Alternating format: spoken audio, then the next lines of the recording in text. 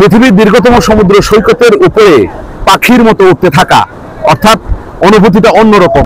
এই যে একটি প্যারাসেলিং উড়ে গেল, এটি সাগরের উপরে উঠবে আর পুরো কক্সবাজারটাকে তারা উপভোগ করবে আকাশের উপর থেকে পাখির চোখে। পাখি যেভাবে আকাশের উপর উড়ে, নিচে তার দৃশ্যটি ছোট ছোট করে সবগুলো দৃশ্য দেখা যায়, ঠিক সেভাবে মানুষও পাখির মতো করে ওড়ার একটি মাধ্যম, সেটি হলো এই প্যারাসাইলিং, যেগুলো কক্সবাজারে বেড়াতে আসা দেশি বিদেশি পর্যটকদের জন্য বাড়তি বিনোদন যোগাচ্ছে। ওয়ালটন আবারও মিলিয়নিয়ার অফারে ওয়ালটন ফ্রিজ কিনে আপনিও হয়ে যেতে পারেন মিলিয়নিয়ার। দেশের প্রধান বিনোদন কেন্দ্র পর্যটন নগরী কক্সবাজারে কথিত প্যারাসেলিং দুর্ঘটনা নিয়ে ব্যাপক আলোচনা সমালোচনার ঝড় বইছে। বিশেষ করে পুরনো একটি ভিডিও নেট দুনিয়ায় ঘুরে বেড়াতে দেখে নানা প্রশ্ন তুলেছেন অনেকেই। প্রশ্ন আসছে, তুচ্ছ ঘটনাকে কেন্দ্র করে তিলকে তাল বানানো হয়েছে, নাকি মিডিয়া ট্রায়ালের মাধ্যমে সেই 500 টাকার ডাল ভাতের পুরনো গল্প তুলে আনার চেষ্টা হচ্ছে? এসব বিষয়ে খতিয়ে দেখা জরুরি বলছেন পর্যটন সংশ্লিষ্টরা। আমার এই প্যারাসেলিং শিল্পটাকে নস্যাৎ করার জন্য একটা চক্র উঠে পড়ে লাগছে।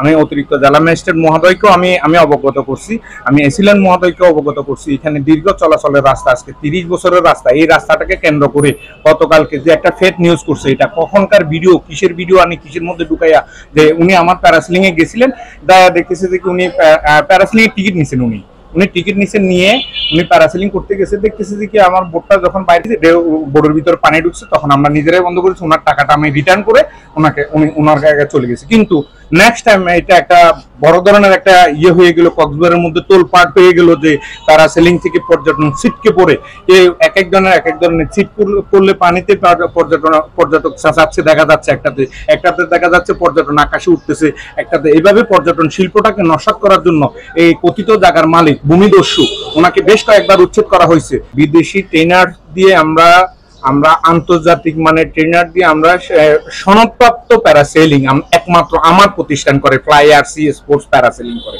কিন্তু এই আন্তর্জাতিক সনদ কেউ দেখাতে পারবে না, কিন্তু আমার ওইখানে একমাত্র আন্তর্জাতিক অপারেটর দিয়ে আমরা প্যারাসেলিং করে থাকি, এবং আমাদের রেস্কিউ টিম থেকে শুরু করি, মেডিকেল টিম থেকে শুরু করি, সবকিছু আমাদের আপ টু ডেট আছে। প্যারাসেলিং করছি, ভালো লাগছে, আকাশে উঠছি, ভালো লাগছে, সবকিছু দেখা যায়, ওই সাইডে পাহাড় টাহাড় সবকিছু সুন্দরভাবে দেখা যাচ্ছে। এখন দেশি পর্যটকদের সাথে সাথে বিদেশি পর্যটকরাও খুব আকর্ষণ হচ্ছে প্যারাসেলিং এ।